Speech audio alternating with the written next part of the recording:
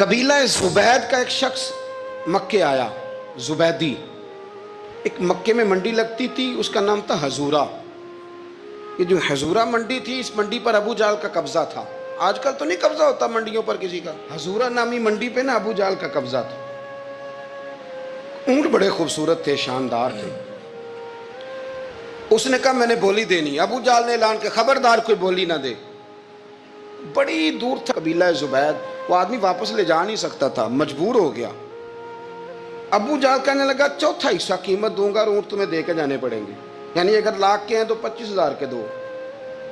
بندہ بڑا پریشان ہوا، چودھریوں سے بات کی تو کہنے لگے بدماش بڑا ہے، ہم شریف لوگ ہیں، شریف اور بزدل میں، بزدلی کو شرافت کا نام نہ دو، پکی بات کر رہا ہوں، شریف اور بزدل میں شریف ضرور بنو پر بزدل نہ بنو۔ جی ہم جی شریف لوگ ہیں جی، وہ کیا مطلب؟ کوئی پاس نہ آیا، وہ بیچارہ نہ کونے میں بیٹھ کے رونے لگ گیا، کہنے لگا میں کدھر جاؤں یارو، میں واپس بھی نہیں لے جا سکتا، اور چوتھے حصے میں دے کیسے جاؤں، اتنا نقصان۔ وہ رو رہا تھا تو کہیں حضرت زید بن ارقم نے سن لیا۔ آپ فرمانے لگے کیوں روتا ہے؟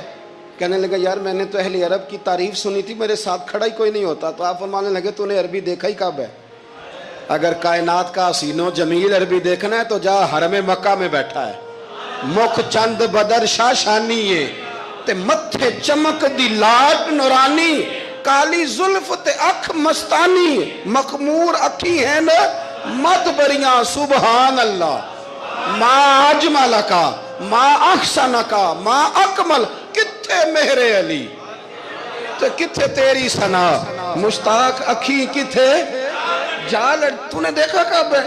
اگر عربی دیکھنا ہے نا تو وہ بیٹھا ہے، جا جا کے حرم میں ٹیک لگائے، مظلوموں کے والی، غریبوں کے ماوا، رسول رحمت، ایک سادی سی چادر اوڑے حضور بیٹھے تھے۔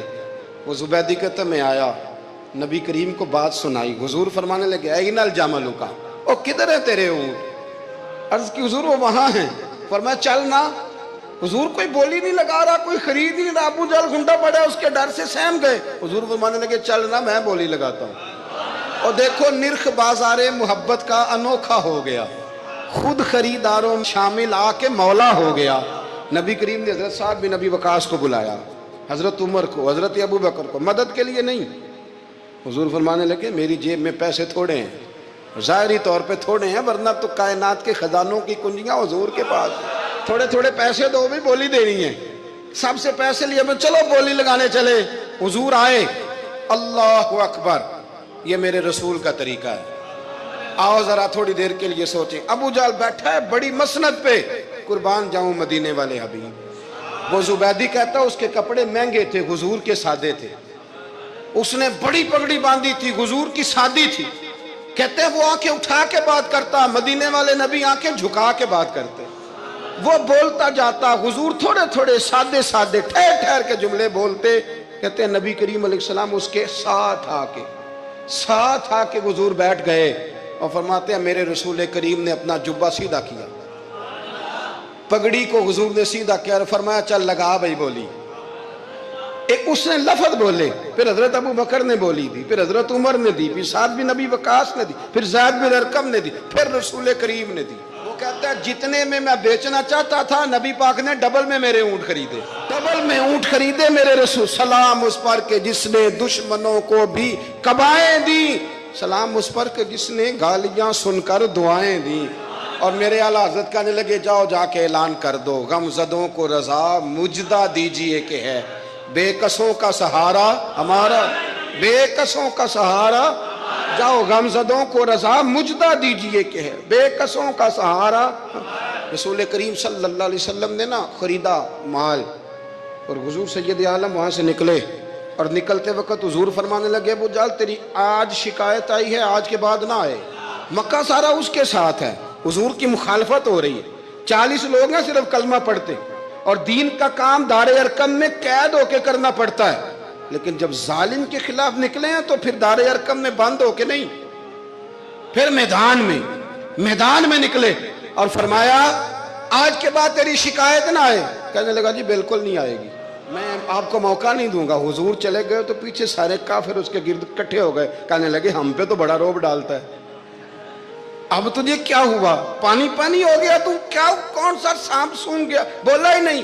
کہنے لگا مجھے لات و منات کی قسم, جب مصطفیٰ کریم میرے پاس آئے تو ان کے ساتھ ایسی ایسی طاقتیں تھیں, نیزے تھے, برچیاں تھیں, بھالے تھے, مجھے لگتا تھا میں نے سی کی تو میرے ٹکڑے ٹکڑے کر دیں. کہنے لگے جا پاگل ہو گیا, ان کے پاس تو چھڑی بھی کوئی نہیں تھی, وہ تو خالی ہاتھ ہیں, بکواس کرتا ہے, کچھ بھی نہیں تھا.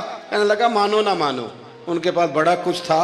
اور اگلی بات جو اس نے کی وہ تاریخ میں محفوظ ہے, وہ تاریخ میں محفوظ ہے, وہ تاریخ میں محفوظ ہے, وہ تاریخ کا حصہ ہے. ابو جہل کہنے لگا اٹھتے ہی کہ مجھے لگتا ہے جب تک محمد ابن عبداللہ موجود ہیں یہ ہمیں ظلم نہیں کرنے دیں گے, یہ ہمیں کوئی زیادتی کرنے, تاریخ میں محفوظ ہے جملہ ابو جہل کا. کہنے لگا جب تک یہ موجود ہے ہمیں کوئی زیادتی کرنے. حضرت فرمایا کرتے تھے زندہ نبی کے ماننے والوں زندہ بن کے زندگی گزارو. زندگی زندہ دلی کا نام ہے, مردہ دل کیا خاک جیا کرتے. جو قومیں سر اٹھا کے جیتی ہیں وہ زندہ ہوتی ہیں. اس لیے اپنی زندگی میں حق کے خود اختیاری پیدا کریں, جینا سیکھیں, لڑنا سیکھیں, میدان میں رہنا سیکھیں. سہم سہم کے وقت نہیں گزرے گا, ظلم سہنے سے بھی ظالم کی مدد ہوتی ہے. لہٰذا حق لینا سیکھیں, حق پر کھڑے ہونا سیکھیں, اپنے مزاج میں یہ باتیں پیدا کریں. مجھے خاتون نے پوچھا, میرا بھائی کہتا ہے حصہ لے لے پھر میرے مرے کا منہ نہ دیکھنا. میں کہا پتر تو حصہ لائے نہ منہ ویکھی ہوتا, کوئی ضرورت نہیں, منہ ایسے ظالم کا منہ ویسے بھی نہیں دیکھنا چاہیے جو بہنوں کا حصہ کھا جائے. میں نے کہا تو منہ دیکھنے کی کوئی ضرورت, یہ کوئی بلیک میلنگ ہے. ابا کہتا ہے حصہ لے لو منہ نہ دیکھنا. میں کہا بالکل نہ ویکھی, تو بلکہ آنکھ میں ویکھنا بھی نہیں چاہتی, تو ادھر رکھ, اللہ رسول نے مقرر کیا میرا حصہ. کیا فلسفہ ہے ہمارا, جو بات غلط ہے اس پہ لوگوں کو بلیک میل کرتے ہو. جائز بات پہ ڈٹنا سیکھو. آپ جب ڈٹ جاتے ہیں نا تو پھر اللہ مدد کرتا ہے, پھر اللہ تتنزل علیہم الملائکہ, پھر اللہ فرشتے بھی نازل کرتا ہے. حضور نے فرمایا جو جان کی حفاظت کرتے مر گیا وہ بھی شہید, جو مال کی حفاظت کرتے مر گیا وہ بھی شہید, جو دین کی حفاظت کرتے مر گیا وہ بھی, جو خاندان کی, اپنے گھر کی, اپنے بچوں کی حفاظت کرتے مر گیا وہ بھی. اتنا بڑا درجہ حضور نے بیان کر دیا ہے. تو کبھی بھی زندگی میں ظالم کے سامنے سرنگو نہ ہونا, کچے پلپلے ہونے کا کبھی بھی اظہار نہ کرنا. حضرت تمیم داری رضی اللہ تعالیٰ عنہ فرماتے ہیں کہ ہم کھڑے تھے, ایک اونٹ دوڑتا ہوا آیا, نبی کریم صلی اللہ علیہ وسلم کے پہلے اس نے قدموں پہ سجدے کیے. صحابہ کہنے لگے حضور ہمیں بھی اجازت دیں. فرمایا وہ تو بے زبان ہے, اسے تو پتہ کوئی نہیں, پیش نظر ہے وہ نو بہار, سجدے کو دل ہے بے قرار, روکیے سر کو روکیے یہی تو امتحان ہے. فرمایا اسے کیا پتا, تم تو مکلف ہو شریعت کے, تمہیں اجازت نہیں ہے. اور اعلیٰ حضرت نے 2 ٹوک لکھا ہے, فرمایا سوائے خدا کے کسی کو تعظیمی سجدہ بھی حرام ہے. یہ نوٹ کر لیں میری بات. اور اعلیٰ حضرت نے فتاوی رضویہ میں لکھا ہے کسی قبر پہ جاؤ تو 4 ہاتھ دور کھڑے رہو. اللہ کرے آپ کو سمجھ آئے, کتنے ہاتھ, 4 ہاتھ دور کھڑے رہو, سورۃ فاتحہ پڑھو, درود شریف پڑھو, جس قبر پہ گئے ہو ان کی روح کو اصال ثواب کرو, ان کے وسیلے سے دعا مانگو. اعلیٰ حضرت فرماتے ہیں قبر کو سجدہ بالاتفاق حرام ہے, طواف قبر کا کرنا بالاتفاق حرام ہے. بوسہ لینے میں اختلاف ہے کہ جائز ہے کہ ناجائز ہے, لیکن بوسے سے بھی چونکہ شک پڑتا ہے تو فرماتے ہیں احمد رضا کی رائے یہ ہے کہ بوسہ لینے سے بھی بچا جائے. وہ آ گیا تو اس سے اگلی باتیں کرتا ہے, بس خاموش رہ, باادب رہ اور پیچھے رہ. تو حضرت تمیم داری کہتے ہیں یہ حدیث اعلیٰ حضرت نے لکھی ہے لمن والعلا میں. فرماتے ہیں کہ اونٹ نے پہلے سجدہ کیا, قدم چومے, پھر اس نے حضور کے کان میں کوئی بات کہی. روزے دے دوالے نے غلامہ دیاں ٹولیاں, ایک پیا سن دے کروڑاں دیاں بولیاں. یعنی اونٹ نے بات کی تو حضور نے وہ بھی سن لی. اعلیٰ حضرت کہتے ہیں جو پناہ میں آتا ہے بچ جاتا ہے. کہتے ہیں رسول کریم نے نا اونٹ کی پشت پہ ہاتھ پھیرا اور اللہ کے محبوب فرمانے لگے فکر نہ کر, اب تو آ گیا ہے نا تو جیسے تو کہے گا ویسے ہی ہو جائے گا, جیسے تو کہے گا ویسے ہی. ابن ماجہ میں موجود ہے, پر میں چونکہ فاضل بریلوی رحمۃ اللہ علیہ کی کتاب سے پیش کر رہا ہوں الامن والعلا سے, تو میں اسی انداز میں پیش کر رہا ہوں جس انداز میں وہاں ہے. حضرت تمیم داری کہتے ہیں کہ ہماری سمجھ میں بات کوئی نہ آئی. تھوڑی دیر گزری تو کچھ لوگوں نے ہاتھوں میں رسیاں پکڑی ہیں, خنجر پکڑے ہیں, دوڑے آئے. یا رسول اللہ یہ ہمارا اونٹ ہے۔ حضرت تمیم داری کہتے ہیں میں نے دیکھا کہ جب وہ آ گئے نا خنجر لے کے تو اونٹ حضور کے پیچھے چھپ گیا۔ آج لے ان کی پناہ، آج مدد مانگ ان سے، وہ حضور کے پیچھے چھپ گیا۔ تو کہتے ہیں کہ نبی کریم صلی اللہ تعالی علیہ وسلم نے فرمایا کیا مسئلہ ہے بھائی؟ یا رسول اللہ ہمارا اونٹ ہے، ذبح کرنے لگے تھے دوڑ آیا ہے۔ تو حضور فرمانے لگے وہ تو تمہاری شکایت کر رہا ہے۔ وہ کہتا ہے یا رسول اللہ میں نے برسوں ان کی نوکری کی، برسوں میں نے بڑی نوکری کی۔ صحیح کہتا ہے یا رسول اللہ؟ ٹھیک کہتا ہے حضور، اب بوڑھا ہو گیا ہوں، تھوڑا زیادہ بوجھ نہیں اٹھا سکتا، تو مجھے ذبح کر کے کھانا چاہتے ہیں، میں مرنا نہیں چاہتا۔ نبی کریم فرمانے لگے اچھا